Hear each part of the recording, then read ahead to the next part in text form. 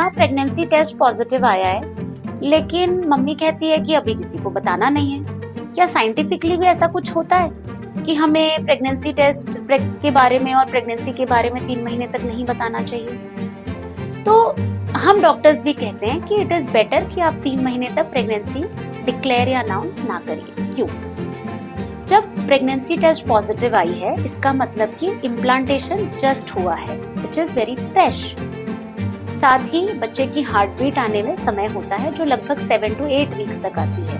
इसीलिए कहा जाता है कि जो chances of miscarriages, spontaneous abortions होते हैं, वो सबसे ज्यादा होते हैं 6 to 8 वीक्स के बीच में। और इसके साथ ही जो बच्चों के अंग के डेवलपमेंट होता है, वो हो रहा होता है। सो उसका जो टेस्ट होता है, डाउन सिंड्रोम स्क्रीनिंग और general test for the babies organs, ये जो होता है वो 11 to 13 वीक्स के बीच में किया जाता है। सो जब हम 11 to 13 वीक्स यानी कि 3 महीने के बाद तक वेट करते हैं, तो वी एंश्योर कि सब चीजें ठीक है, जैसे बच्चे की हार्ट बीट, बच्चे के बाकी के अंग और बच्चे की बेसिक हेल्थ। इसके साथ ही माँ की हेल्थ पे भी प्रेगनेंसी में बहुत चेंजेस आ रहे होते हैं, जैसे बहुत सिम्टम्स होते हैं, चक्कर आना, जी मचलाना, खाना खाने की इच्छा ना होना, अच्छा नहीं लगना।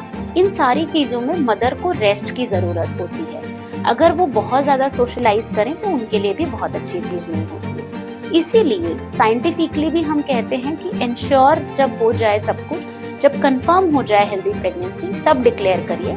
और मम्मियों का ऐसा रहता है कि आप इमोशनली ज्यादा परेशान ना हो, इसीलिए आप प्रेगनेंसी 3 महीने के बाद डिक्लेयर करिए। बाकी अल्टीमेटली ये कपल का कॉल होता है, ये उनका चॉइस होता है, वो जब डिक्लेयर करना चाहें कर सकते हैं। Thank you.